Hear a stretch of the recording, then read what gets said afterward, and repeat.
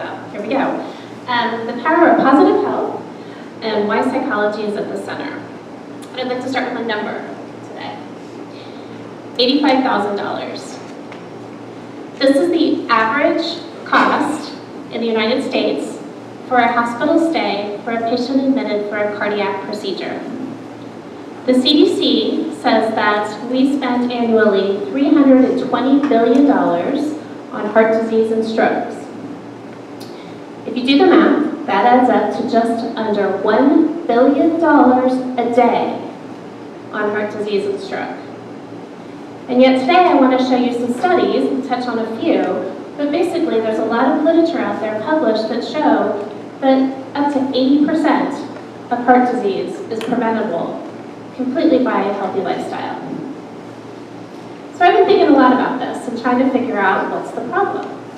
And a month ago, I was on the beach in Mexico on vacation with my family, and I was walking down the beach on a sunny, beautiful afternoon and stumbled across this resort that had king-size beds lined up all the way across its shoreline, right in front of the ocean.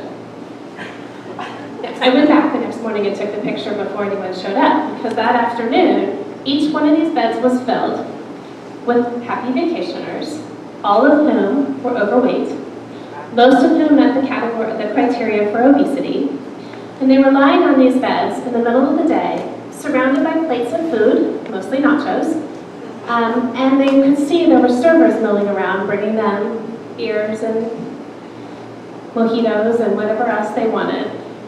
And my first thought was WALL-E, the movie. I don't know if any of you have seen it, but it's a kid's movie that really features inactivity. And my second thought was, what have we done to our culture? And it made me really realize that healthy living is really countercultural. We are incentivized to live unhealthy. And I think that contributes to why healthy behaviors and healthy choices are really difficult, much more difficult than we think. So I told you there's lots of research that shows that these healthy behaviors, in fact, help prevent disease and save a ton of money. So what are those healthy behaviors? These are them. It's not complicated. Physical activity, 150 minutes per week is the guidelines. That's 30 minutes 5 times a day of moderate activity. It doesn't have to be vigorous. Healthy eating, and by healthy eating we mean lean proteins, whole grains, and fruits and vegetables with mostly plant-based foods. Healthy weight. So a normal BMI is considered to be between 18.5 and 25. You can see here, most of the studies actually do their healthy weight on a BMI of 18.5 to 27. That's in the overweight category. What that tells me is, and what we know is, you don't have to be skinny to be healthy. You just need to find the healthy weight for you. Not smoking. For those of you who are past smokers out there, it's okay, don't worry. If you're beyond 5 years, that also confers a decreased risk of disease and an increased promotion of health, but not smoking, certainly one of them. No more than moderate alcohol. Some diseases, no alcohol is better. There was just a study released yesterday that showed that any alcohol, and the more the worse, increased the risk of breast cancer. The less alcohol decreased that risk. In general, though, the guidelines are for women, 1 drink per day, no more than that, and for men, no more than 2 drinks per day. Healthy sleep. For adults, 7 to 8 hours. If you're not sleeping well, come talk to me. We'll figure that out. Stress management, certainly, and I'm going to leave that to my partner over here, Dom, but stress management is something that's been studied in strong social relationships.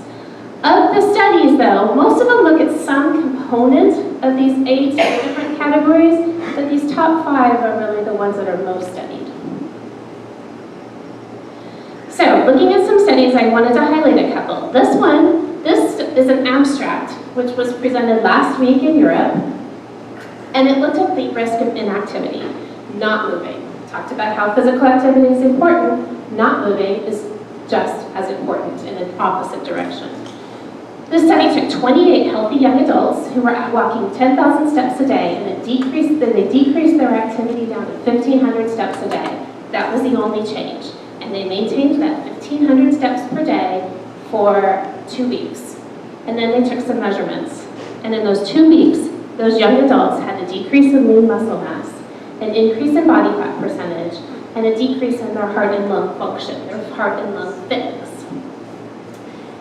The body fat percentage increased, interestingly, in the center, what we call central adiposity or visceral adiposity.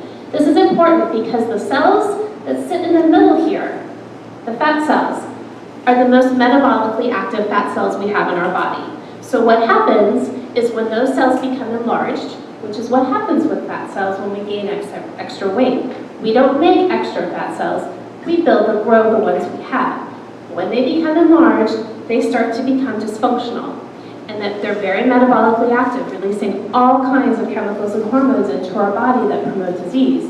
So they become more metabolically active, and that's why the cells in the middle increase the risk, showing that even 2 weeks of decreased activity increases your risk of metabolic disease, such as heart disease, stroke, and cancers. Fruits and vegetables. This study came out earlier this year. Fruits and vegetables are good. It ends up more is better. 10 servings, patients that had 10 servings or more in this study had the most decreased risk of all these diseases. The American Heart Association has their Simple 7. It's kind of similar, only it's adding some other measurements that practitioners will take a look at. But you can see it's very similar. American Heart Association has studied these Simple 7, not just in heart disease, but in other diseases, and they found a decrease in all of these. In addition to this, outside of the American Heart Association, healthy behaviors have been shown to increase cognitive function, decrease the risk of erectile dysfunction, decrease cancers. Like I said, there's been quite a few of different conditions that have improved with healthy lifestyle. So it seems pretty simple. This one looks at heart disease, a decreased risk of heart attack. It ends up, every time you add a healthy behavior to the ones below, you decrease the risk of having a heart attack. This study looked at 20,000 people. It was a population-based study, and if you added all 5, the patients that had all 5 healthy behaviors had a 79% decreased risk of having a heart attack. This was done in men. There was a similar study done in women, about the same amount, 20,000, that showed the same result. This study looks at cancer. This one was released last year, and essentially they took patients, several thousand patients, and divided them into 2 cohorts. Those that were able to maintain 4 low-risk lifestyle characteristics, which included healthy weight, and in this healthy weight, moderate alcohol, no smoking, and the met the physical activity guidelines. And with that, you can see that the low-risk category had a decreased risk of cancer. That's compared to the high-risk category. Interestingly, when you compare that low-risk category to our general U.S. population, the risk was even decreased further.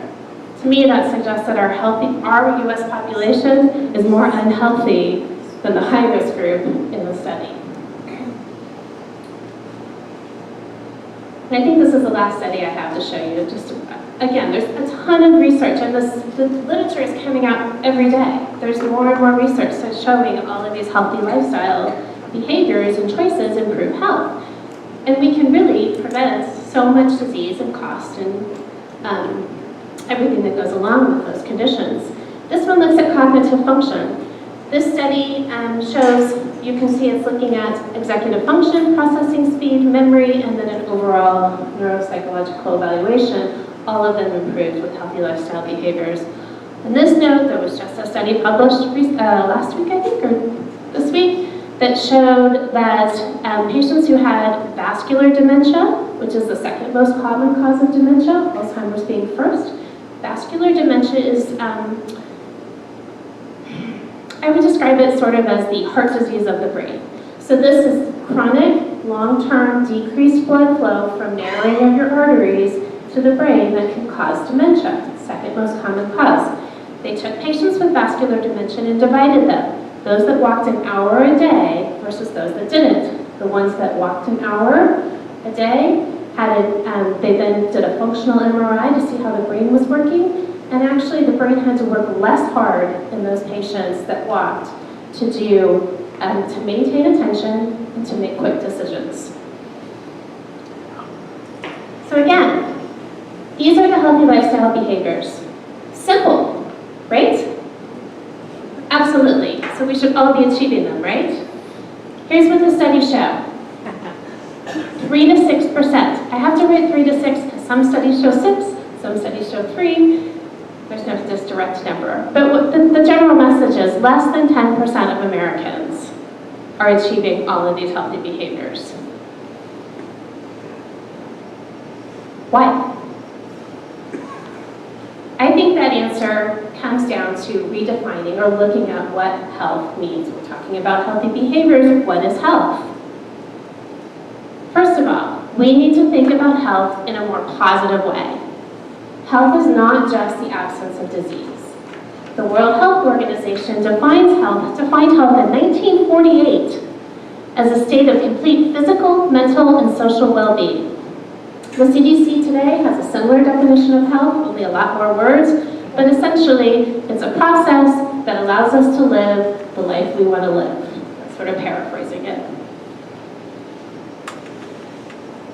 This highlights that.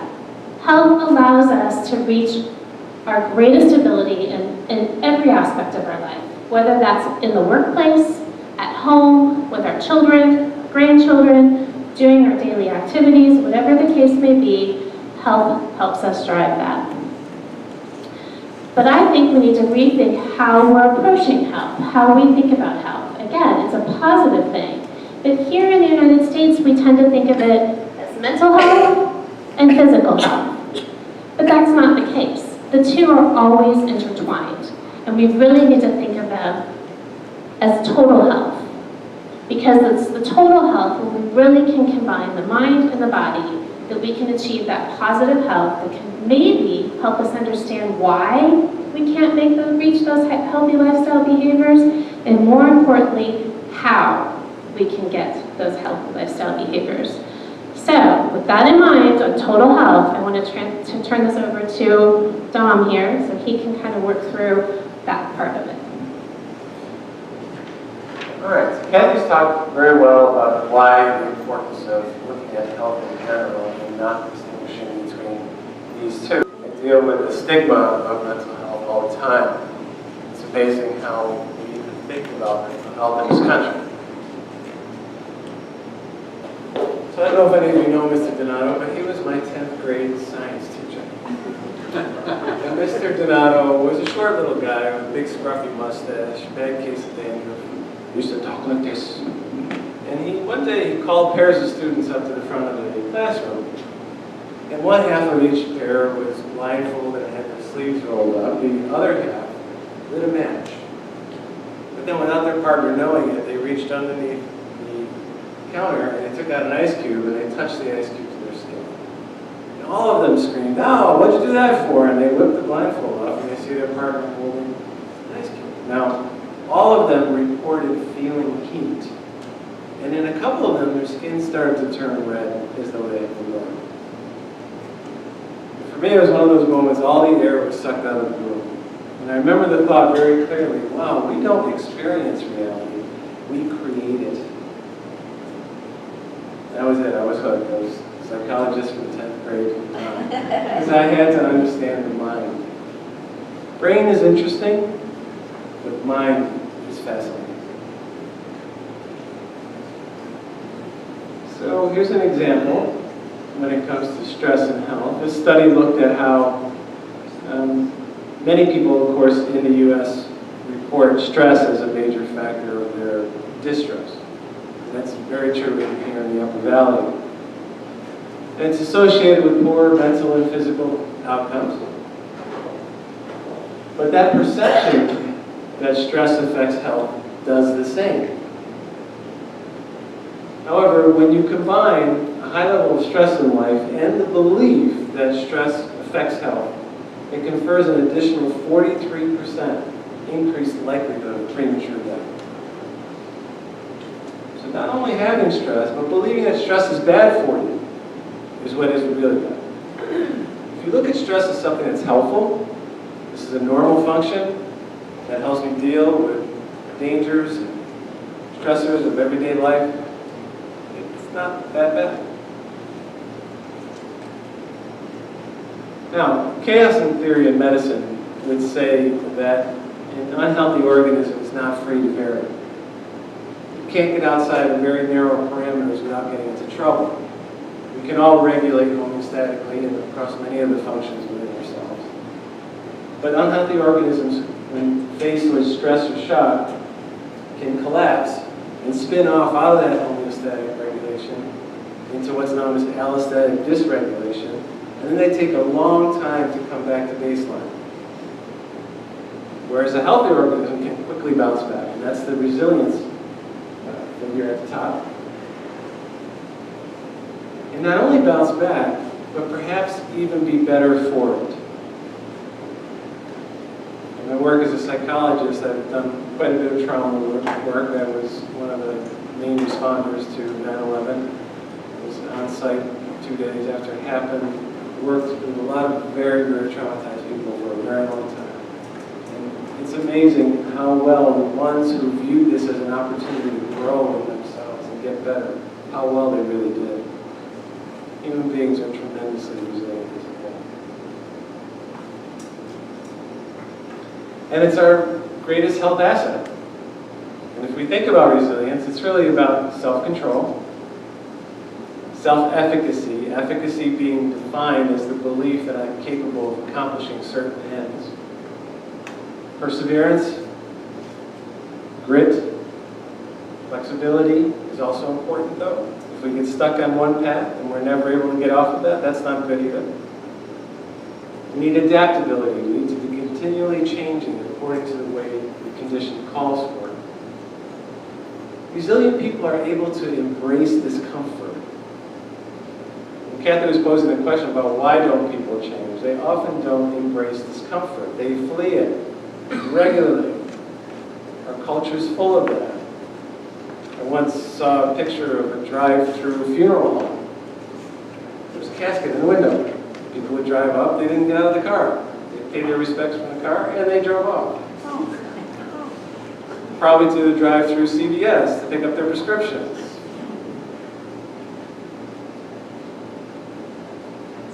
And also, resilient people have what I think of as real hope. Many people think of hope as the belief that everything is going to be okay. That's not real hope. Because we don't know. None of us knows what the next minute in our lives is going to be. Real hope is not knowing and having the courage to continue on. That's real hope. So the Yerkes-Dodson law, Yerkes and Dodson were two psychologists hired by the U.S. Army back in 1917. And the Army wanted to understand, why did some soldiers run headlong into a hail of bullets and the other soldiers ran headlong off the battle? They wanted to really understand this. And Yerkes and Dodson formulated this relationship between performance and arousal. So that at very low levels of arousal, it's called a coma, there's very low levels of performance. Perform very well. But then performance increases with arousal up to a mid-range level of arousal, you get your peak performance. And beyond that, it starts to degrade again. So that at very high levels of arousal, performance is back to zero. And understanding this relationship is very important in trying to change behaviors and understanding how to actually live with healthy behaviors. Because depending on where you are on this graph, either you have very little motivation to change, or you're highly anxious about making those changes, it's going to make a big difference. You've got to try to get to that middle. So how do you get to that middle? There was a basketball study done years ago. They had two groups of basketball players, equally matched for foul shooting ability. Group number one was told to imagine a beautiful shot before they shoot. Arch, swish all net, and then shoot. Group two was told to imagine a horrible shot. A brick off the back of the iron, an air ball missing the rim altogether, and shoot. Which group shot better?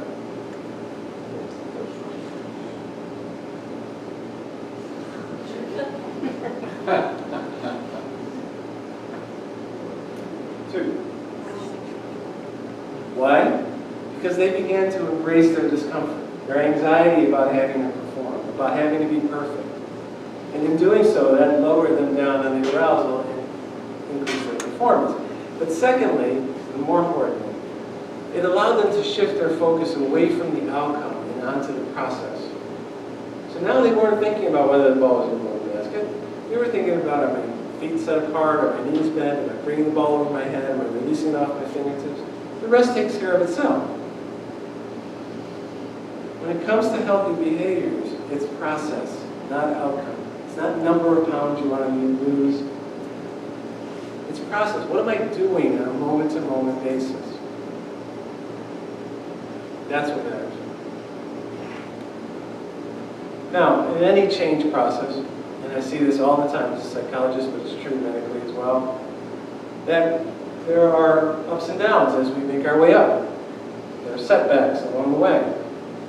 People might try to change their diet and they get a few pounds weight loss and then they're back up again. And it's a setback and they catastrophize. Oh my God, this is terrible. I can't get this done. I might as well just go back and start eating the way I used to eat before. And they're back to doing what they're doing. And they deepen that setback. However, if we look at those setbacks as really important points to learn, we can take ourselves up in an even stronger way. And thinking about that, those points of the setbacks at the bottom are all points of resilience. That's how we build resilience. We fall, we pick ourselves back up, and we learn. There's some Silicon Valley tech entrepreneurs that love to fail. That's where they learn. And they get better. If you look at it from a macro view, interestingly, years ago, Abby Cohen, who was the chief economist at Goldman Sachs, she took 70 years of stock market data and collapsed it. And what she got was not this kind of a pattern, but she got a stepwise function that smoothed out. And that's true for many, many aspects of human behavior, because the stock market is a reflection of human behavior. But it's even a reflection of evolution itself. And Stephen Jay Gould talked about punctuated equilibrium. It's the way evolution proceeds, not smoothly. So we have to know where we are in the change process in order to do something different. Which brings us to this idea of psychological fitness. Now, everybody knows physical fitness. We think about it all the time. Certainly, it's very important here. There's also psychological fitness. And that represents cognitive, behavioral, and emotional health. We can divide those three apart. It's a complete set of skills and strategies that are learned and practiced. These are capacities that anyone is able to learn and practice. But it's contextual. So our fitness might be stronger in some areas, just as our self-efficacy beliefs may be, than in others. It's about being flexible, that free to vary, like I was talking about before, and resilient. And it's the optimization of those processes to achieve peak performance and adaptation. And that's really what positive health is. It's aspirational. It's not black and white. We're not either healthy or unhealthy. We're always capable of achieving greater health. And psychologically fit people seek that optimization. Okay, so this is not a condo in New York City. This is actually a training box that Learned Helplessness was first formulated. This is important because if you think about changing health behavior, there's a lot of learned helplessness. If you listen to the thoughts of people that are trying to change, I can't do it, there's no point in trying, I've done it before and failed. There's all this kind of learned helpless thinking. Now how it originally worked was one side of the box was electrified and the other side was not. And an animal was put in the electrified portion and the wall was dropped so they couldn't escape and the shock was turned on. You can't do those experiments like that anymore. And the animals would often jump and howl and try to get off the screen, but the shock stayed on. And eventually, the animal was shocked to the point where they just laid down on the grid and took it. Now at that point, if you open the wall and they could see that they could get away from the shock, they didn't do it. They continued to lie there and take the shock.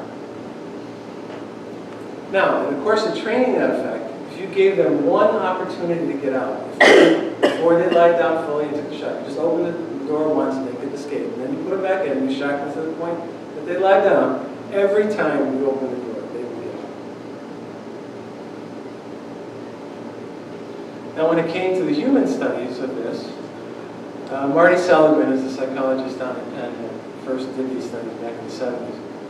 And then when the human portion of this, what Marty found was there was about 30% of people that you can't create this effect in. They are just so resilient that no matter what you do to them, they're going to get out every time. He has since moved on to learn optimism, which we'll come to in a few minutes. Okay, so there's these three portions of ourselves. Our thoughts create our feelings. Did anybody here have the thought, oh, I'm going to be late for the talk tonight? Anybody here? And what emotion does that create? A little anxiety? I don't want to walk in late, I want everybody to see me.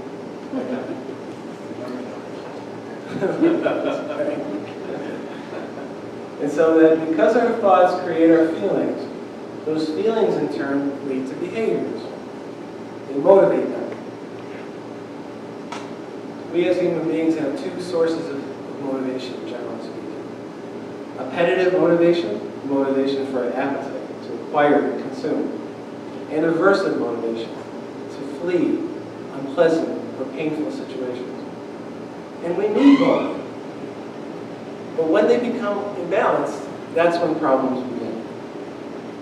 When they become inflexible, that's when problems begin. So that in turn, the behaviors that we engage in lead to more thoughts. People are often caught in this circular kind of thinking. Now, from the CBT world, the cognitive behavioral therapy world, this is a quick look at what a conceptualization would look like for any person. And it begins with the core beliefs that we hold about ourselves. And there's two basic camps of belief. Beliefs having to do with our autonomy, beliefs of helplessness, or beliefs about our lovability, and connection to other people.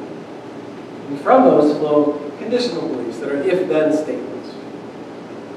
And so, if-then statements can be either declarative, such as informational. If I am unloved, if I'm unlovable, then I will never be loved.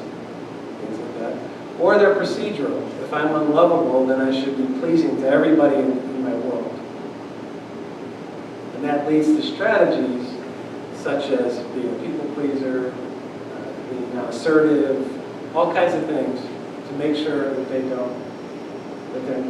not loved. They are loved. But unfortunately, what those strategies bring them back to is right to their own worldviews.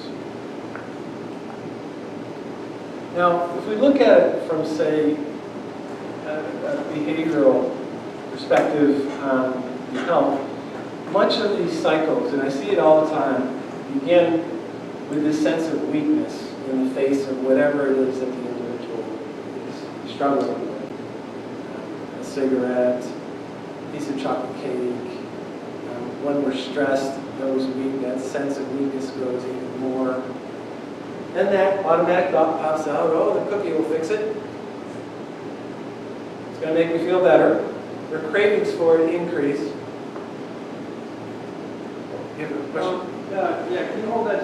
It's harder to hear in the back, I think, with some of the noise Oh, okay. there. Just hold that closer.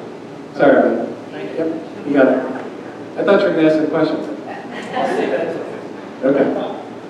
All right, so cravings increase, and learning to identify those cravings is very important. What it feels like to really want a food or a substance or something else. And then the next step is the most important one. It's the giving permission. Do we give ourselves permission to go after that? Oh, just this one time. I'll start again tomorrow. It's okay. I deserve it. I had a hard day. All these thoughts about permission. But then you you've got to actually get the stuff. If you don't have the stuff on hand, you're not going to be able to do it. And in this case, it leads to overeating, which leads back to weakness. I failed at it again. I can't really do it.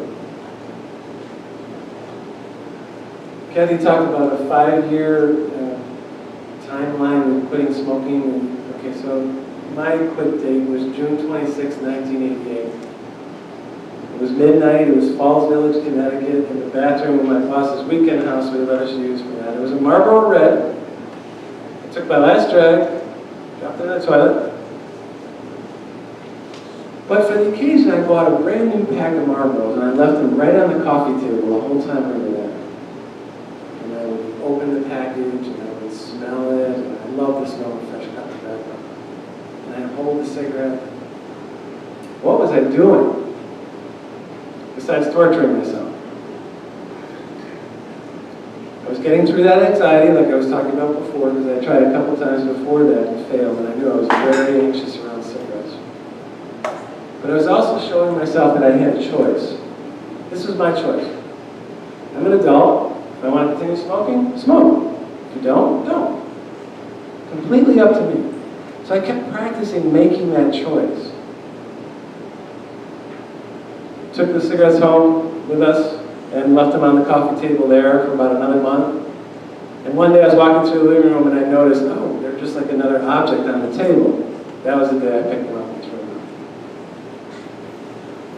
out. Now, the question is, do I still love to smoke? Yes. That never changes. That doesn't go away. Do I still get cravings to smoke? Yes. Especially when I'm stressed, and that thought will go through my head, oh, I could really use a cigarette right now. But I remind myself, no, you don't smoke anymore. Oh, okay. And the cravings pass. And so my self-efficacy in relation to that substance has grown a great deal by continually practicing making that choice. That's how you change health behaviors.